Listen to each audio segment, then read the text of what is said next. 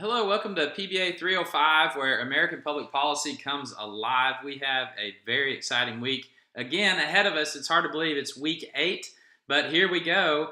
I have enjoyed reviewing some of your midterms and appreciate the thorough approach everyone's taken. It looks like everyone has done well and pretty much, and we're in route to begin the second half of the semester here. Emmy Lou is here to say hello, and Dixie is with her grandmother. But Emmy has a very special message with you. She says, "I hope y'all have a very good week. I hope y'all have a very good week." Thank you, Emmy. Okay. All right. Thank you, little bear. Mwah. We'll see you later. Okay. Okay. So we have an interesting topic we're starting this week, and an incredibly relevant topic because healthcare is the number one issue on people's minds as we enter the election coming up, the midterm election, which all of you, I encourage you to go out and vote. I don't care how you vote. It's just important that you do vote. That's the most important thing. So keep in mind, election Tuesday is coming up in early November. I believe it's November. I don't want to say the wrong thing, but it is about the first week into November. And early voting actually starts tomorrow, so October 22nd, early voting. So you can go out to the courthouse annex in downtown Nacogdoches and go and vote early. So really, there's no excuse not to vote.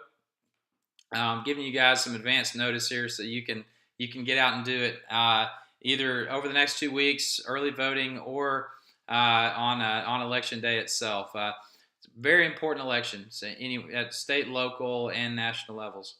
Anyway, back to the main topic on people's minds is healthcare. Number 2 is the economy. Very interesting that economy was number 1 coming up until recently, but a recent poll has shown that healthcare is actually the number 1 topic on people's minds. What are we studying this week? Healthcare policy.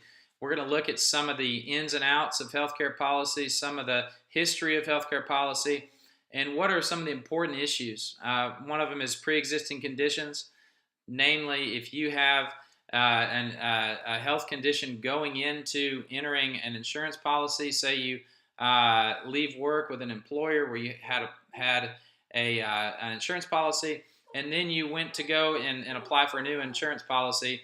If there were no pre-existing conditions allowed, you would be denied insurance coverage or have extremely high price insurance coverage if they discovered or knew that you had that pre-existing condition.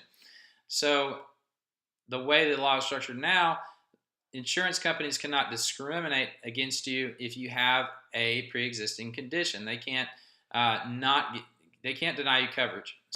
It's a very important issue. If people came in and they redid the existing healthcare policy, which allows for it, would they keep that? Is it a sacred cow issue? So some very important questions coming up. We have a lot of great things coming up in the semester ahead as well. We're going to be looking at things like the environment.